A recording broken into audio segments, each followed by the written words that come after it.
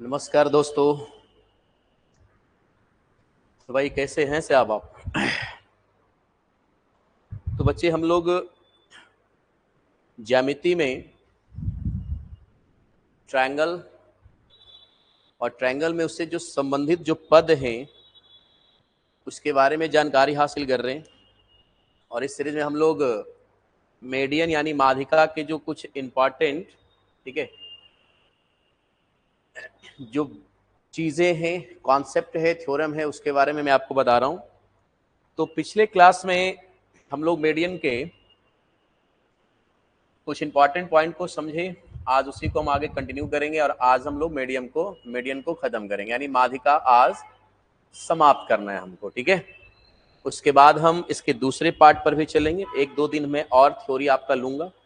उसके बाद फिर मैं इससे रिलेटेड जो सवाल है वो मैं आपको करा दूंगा, ठीक है। तो पिछले क्लास में मैंने आपको समझा दिया था कि अगर किसी ट्रायंगल में ए डी बी और सी एफ क्या है, माध्यिका है, ठीक है।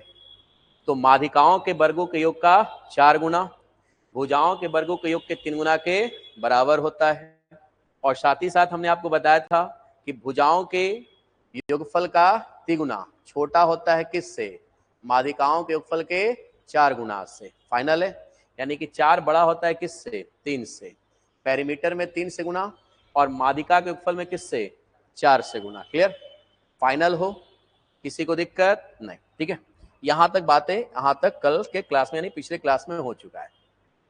अब देखिए यहाँ पे दो इंपॉर्टेंट चीजें, इसको समझने का प्रयास कीजिएगा बच्चे, ठीक है। जैसे यहाँ पे ध्यान समझिएगा, जैसे मान लिया जाए कि आपने पास एक ट्रायंगल है, ध्यान दीजिएगा, ये आपका एक ट्रायंगल है। ट्रायंगल है आपका ए बी और सी। फाइनल है, ए शीर्ष से हमने सामने वाले भुजा पर एडी माध्यिका खींचा, बीसी को 2 इक्वल पार्ट में बांटेगा। बी से एसी पर बीई। फाइनल है, माध्यिका इसको 2 इक्वल पार्ट में बांटेगा बाबू, ठीक है। सी से यहां पे माध्यिका हो गया आपका सी एफ, इसको 2 इक्वल पार्ट में बांट देगा। फाइनल है, तो जी क्या कहलाएगा, ग्रेविटी सेंटर कहलाएगा। अब ये जी ग्रेविटी सेंटर है तो किस रेशियो में बढ़ेगा बताओ, 2:1 में। यानी मैं अगर आपसे पूछूं यहां से ए जी रेशियो जी डी कितना आएगा, तो माध्यिका में 2:1 में कटता है, तो ये अपने पास आएगा 2:1। 2:1 प्रॉब्लम है बच्चे, 2:1।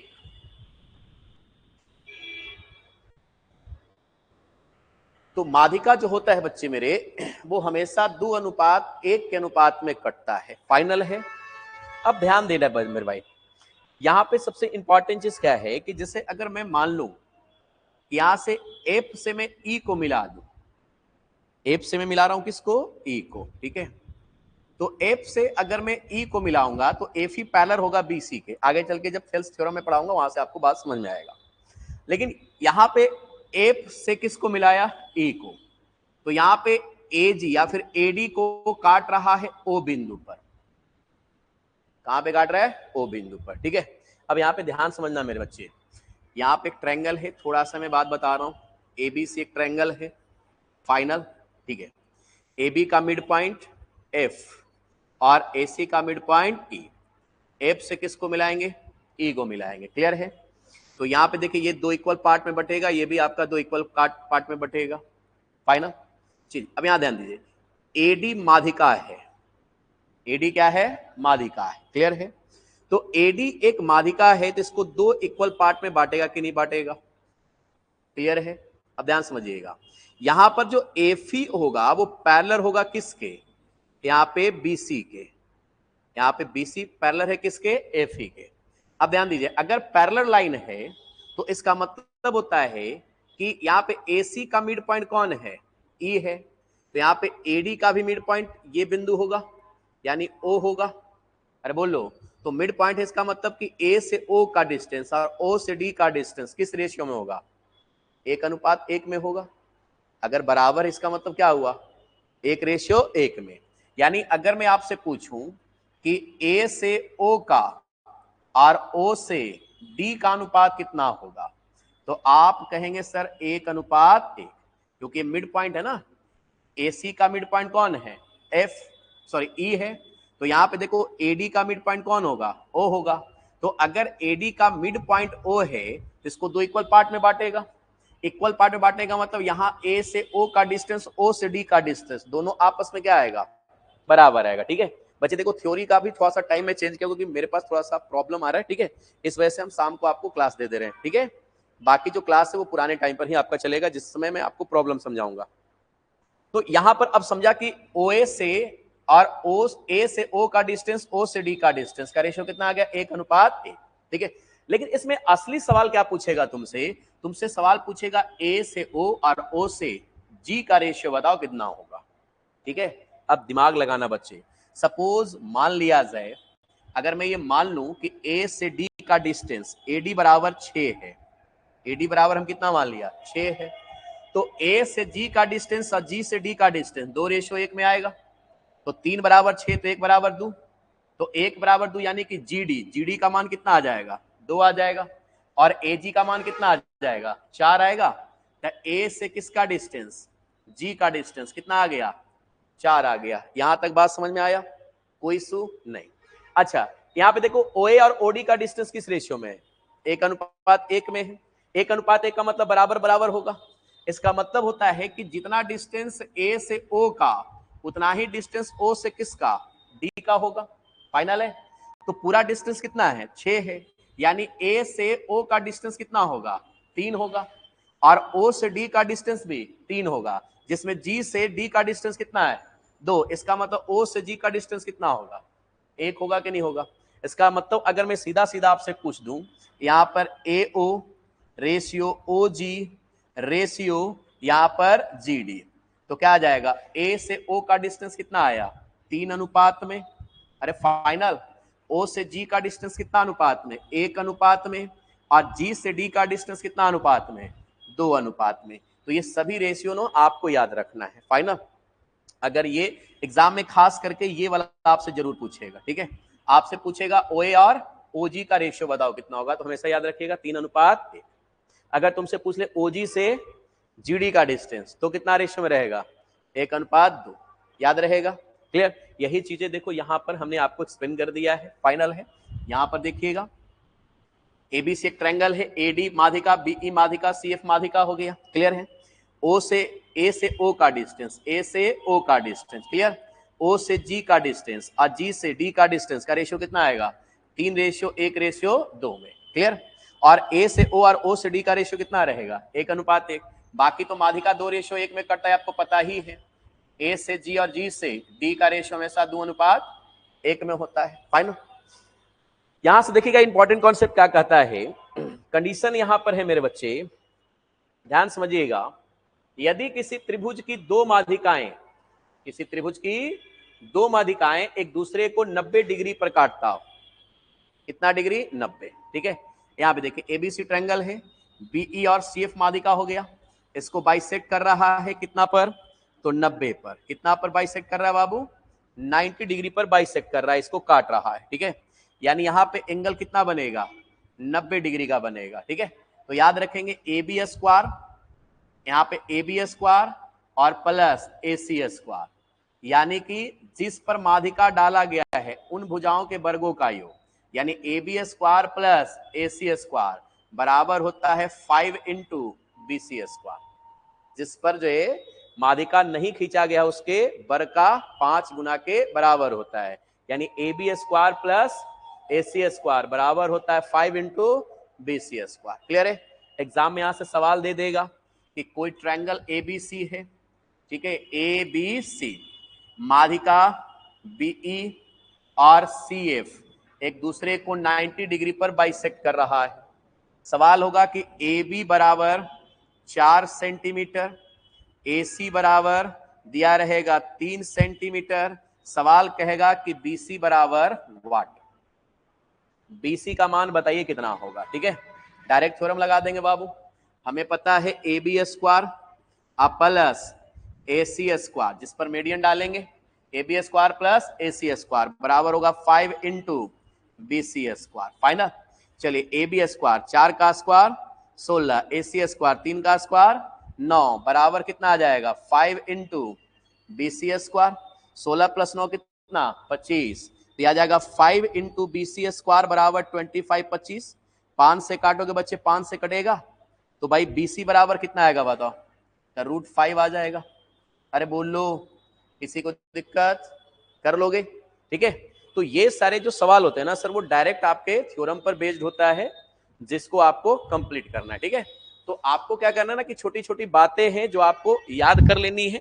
अगर आपने इसको याद रखा तो एग्जाम में सवाल बनाने में आपको समय नहीं लगेगा। ठीक है, यहां तक सब क्लियर है? अरे बोलो, चलिए, तो ये दो इंपॉर्टेंट थ्योरम्स हैं। ठीक है, इसको आपको दिमाग में रख लेना है। क्लियर? इसके आगे बढ़ेंगे बच्चे। अब आइए समकोण त्रिभुज में माध्यिका के बारे में हम लोग बातचीत करेंगे। समकोण त्रिभुज में माध्यिका। ठीक है, समकोण त्रिभुज में माध्यिका क्या है इस चीज को समझिएगा। जैसे यहां पे देखिएगा एक राइट एंगल ट्रायंगल है अपने पास, मेक ने एक राइट एंगल ट्रायंगल बना दिया, एक समकोण त्रिभुज। ठीक है, तो ABC एक समकोण त्रिभुज है, B क्या हो गया 90। ठीक है, B से सामने वाली भुजा पर एक माध्यिका खींचा BD। BD क्या है बाबू, एक माध्यिका है। क्लियर है? फाइनल? यहां पे देखिएगा BD एक माध्यिका हो गया, तो ये आपका ग्रेविटी सेंटर कहीं होगा। अगर ये माध्यिका है तो तीनों माध्यिका जिस बिंदु पर कटेगा क्या कहलाएगा, केंद्रक कहलाएगा, ग्रेविटी सेंटर। जो दो रेशियो कितना में कटता है, 1 में। B से G का डिस्टेंस और G से D का डिस्टेंस 2:1 में। फाइनल है? माध्यिका किस रेशियो में कटता है? क्लियर? ठीक है, अच्छा यहां पे देखिए ये जो आपका पॉइंट है, बिंदु है D बिंदु, इसको हम कहेंगे बाबू परिकेंद्र। समकोण त्रिभुज का क्या कहलाएगा, परिकेंद्र। परिकेंद्र का मतलब होता है इसके शीर्ष से, ठीक है, एक सर्कल खींचेंगे।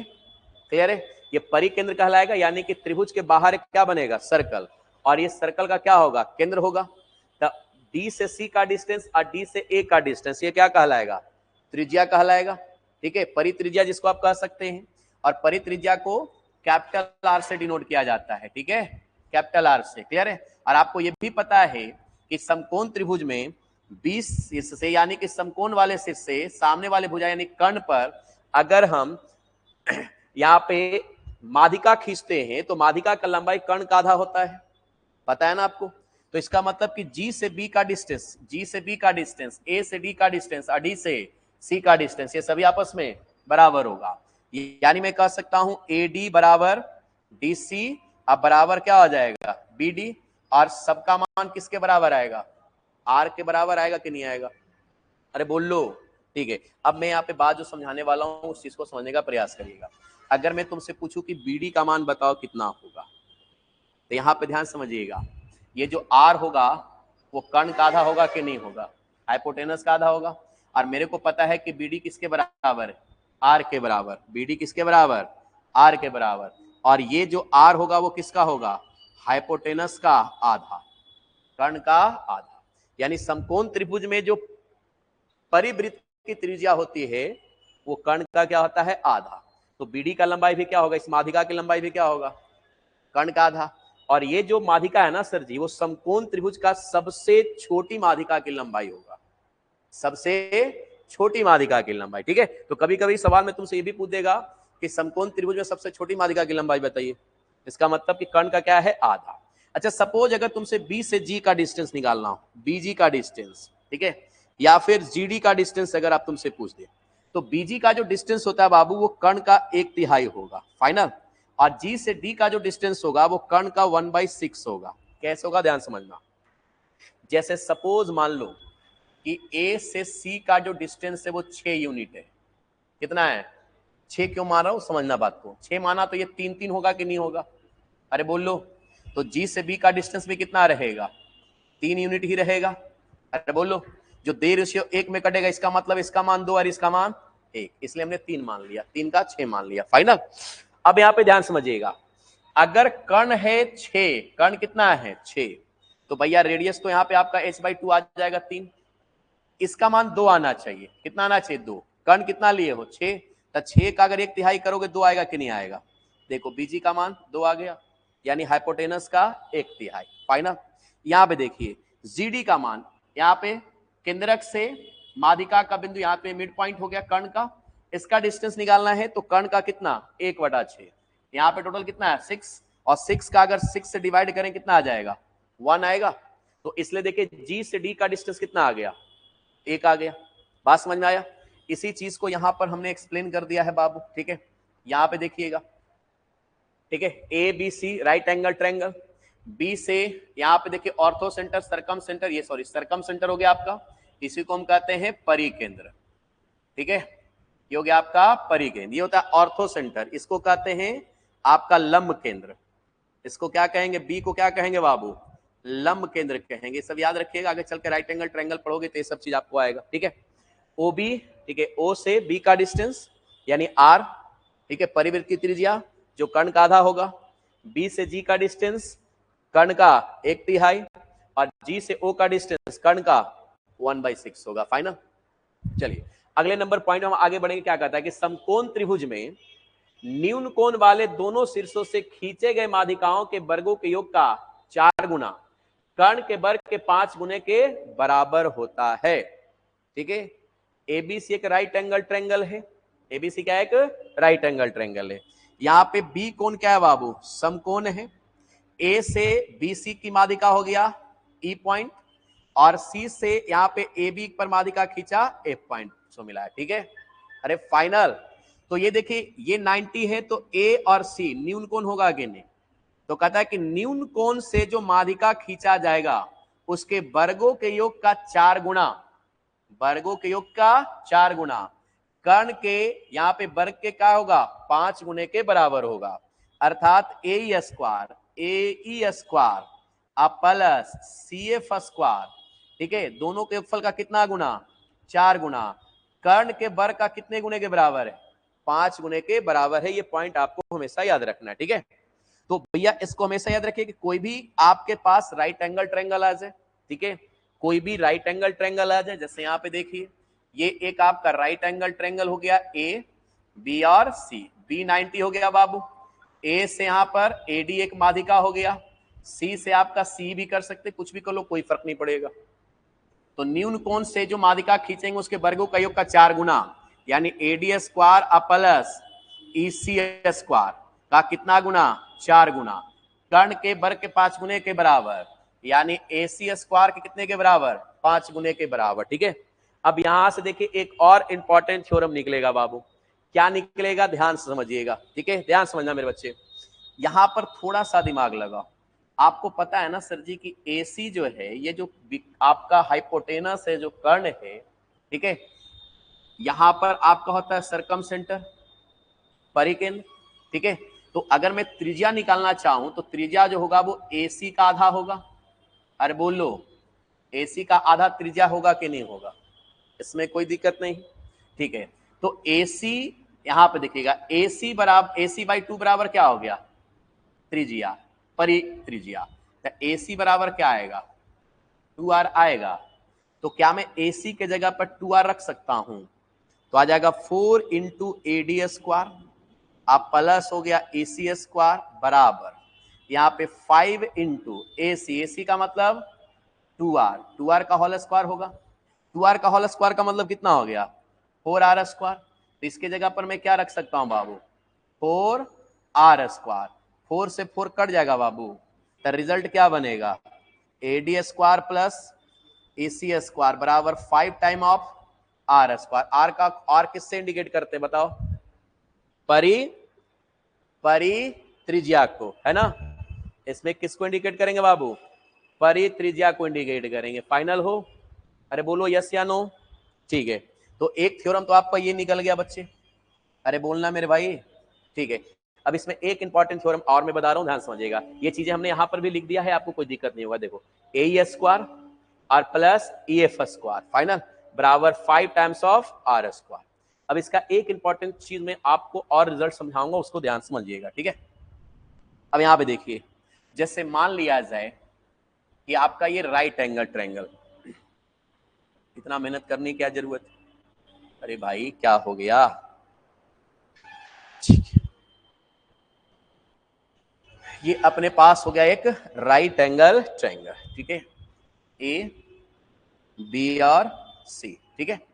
अच्छा इसमें हम 3 माध्यिका खींचेंगे, इसी त्रिभुज में कितनी माध्यिकाएं खींची जा सकती है? 3 माध्यिका, AD, ठीक है, CF और BE। क्लियर हो? अब ध्यान समझना जो मैं समझाने का प्रयास कर रहा हूं, ठीक है भाई। मेरे यहां पे देखिए तो 90 हो जाएगा। अभी आपने क्या पढ़ा है? AD स्क्वायर, अरे बोलो आप, प्लस CF स्क्वायर, ठीक है, इसका कितना गुना? 4 गुना, बराबर होता है 5 टाइम ऑफ AC स्क्वायर। दूसरा आपने क्या पढ़ा? AD square plus CF square बराबर 5 टाइम ऑफ R स्क्वायर। यही पढ़ा ना दोस्त? अब इसमें समझने वाली बात क्या है, ध्यान समझिएगा, ठीक है। इससे एक चीज मैं और निकालूंगा। देखो ये AD है, AD हमेशा कितना रेशियो में घटेगा? 2:1। ये ग्रेविटी सेंटर हो गया, ठीक है। अब यहाँ पे देखो AG का जो मान आएगा, देखो AG का जो मान आएगा वो 2/3 होगा किसके? AD के। अरे होगा तो AD बराबर क्या आएगा बताओ मेरे को? तो 3/2 इंटू AG आएगा फाइनल, ठीक है। उसी तरह से बच्चे अगर मैं यहां पे देखिए C से F का, यहाँ पे C से G का डिस्टेंस निकालना चाहूं तो CG बराबर कितना होगा? तो आप कहेंगे 3/2 टाइम्स ऑफ CF। अरे होगा सेम उसी तरह से जैसे हमने ये निकाला है, ठीक है। अच्छा अगर मैं B से G का मान निकालना चाहूं, BG, तब BG बराबर क्या होगा? 3/2 टाइम्स ऑफ PE होगा। कोई टेंशन नहीं। आपको पता है ना दोस्त कि BE जो है वो AC का आधा है ना। यानी मैं ये कह सकता हूं कि AC/2 बराबर है BE। अरे है कि ना? और इसके बराबर क्या होता है? R होता है, इसमें कोई शक नहीं है, ठीक है। अब देखिए मैं जो रिजल्ट निकाल रहा हूं बच्चे, यहां से समझने का प्रयास करेंगे। AD स्क्वायर, AD के जगह पर मैं क्या लिख सकता हूं बताओ? 3/2 AG का क्या हो जाएगा? Whole square. CF बराबर क्या लिख सकते हैं इसको भैया? देखो CF बराबर क्या लिख सकते हैं यहाँ पर? देखिए AD बराबर ना, ओ सॉरी यहाँ उल्टा लिख दिए क्या? यहाँ पे लगता है उल्टा लिख दिया होने। यहाँ पे देखो C से G का डिस्टेंस निकाल रहा हूं ना बच्चे, ठीक है। तो यहाँ पे CF क्या निकालना हो बच्चे? CF। तो CF बराबर क्या होगा? उल्टा लगता है लिख दिया ना। AG बराबर हो गया 2/3 AD। तो AD का मान क्या आएगा? 3/2 टाइम्स ऑफ AG। उसी तरह से उल्टा मैंने लिख दिया CF, पूरा निकालना ना CF बराबर क्या हो जाएगा? 3/2 टाइम्स ऑफ CG। अरे होगा, ठीक है। उसी तरह से BE का मान निकाल लो, तो B बराबर क्या होगा? 3/2 टाइम्स ऑफ BG, है ना। अब मान पुट करिए बच्चे।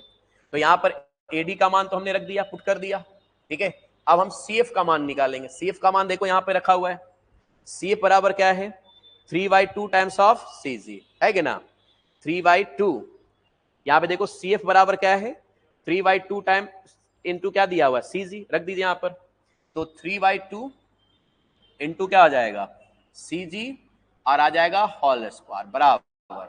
यहां पे देखिए 5 इंटू R स्क्वायर।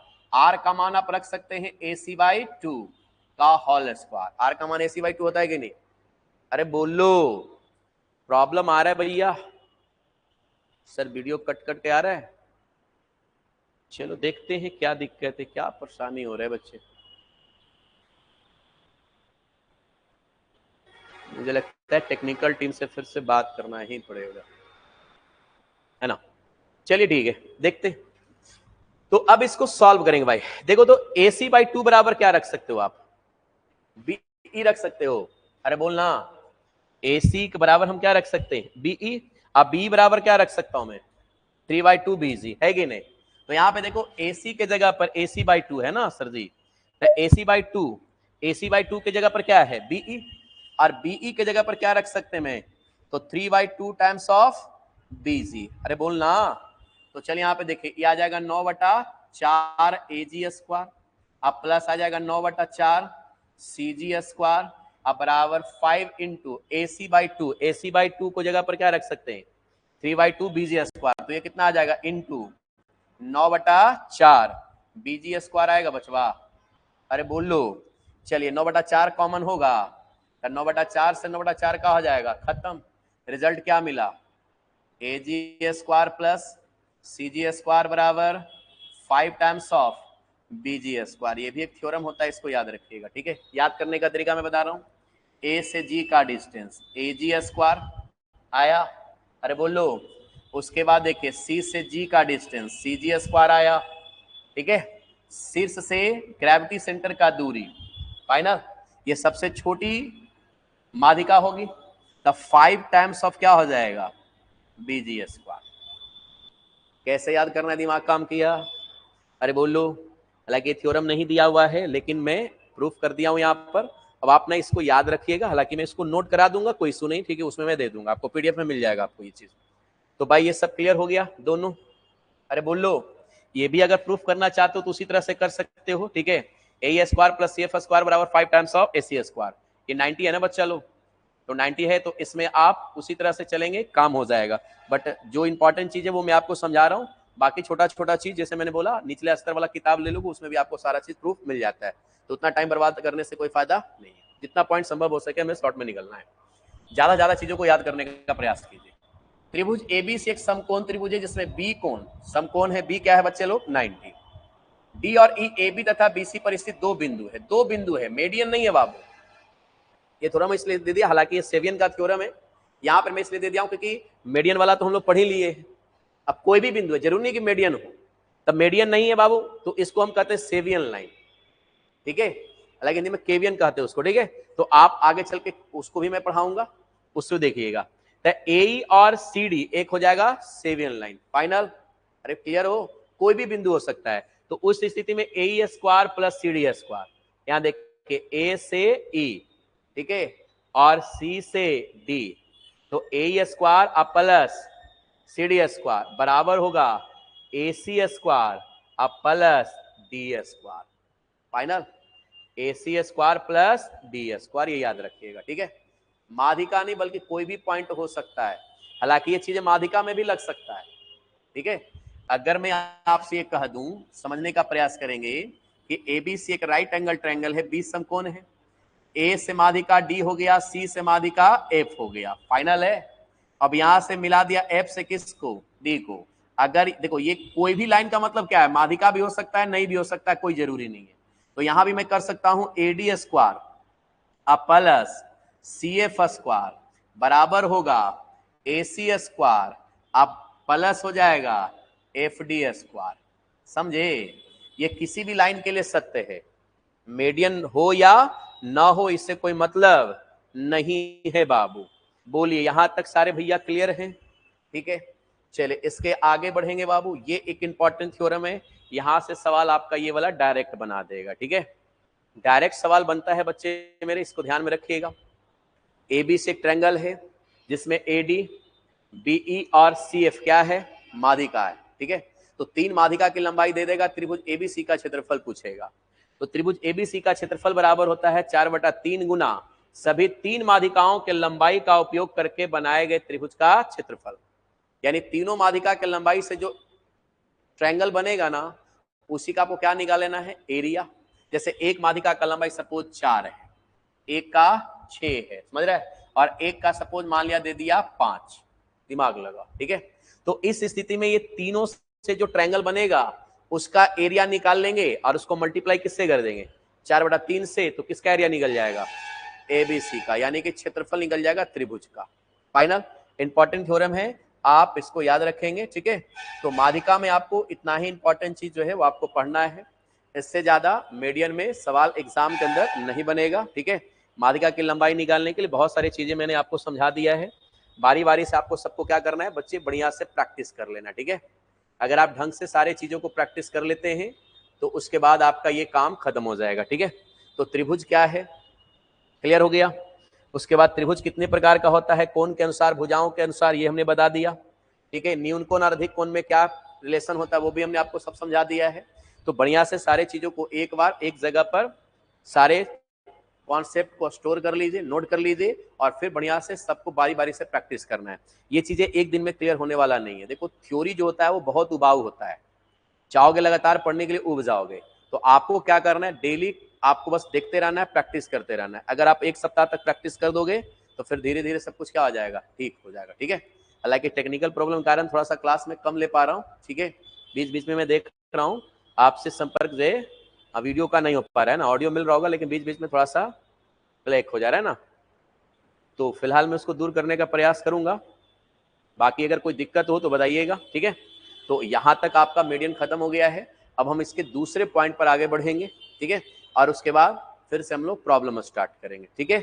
फाइनल, चलिए फिर मिलते हैं अगले क्लास में आपसे।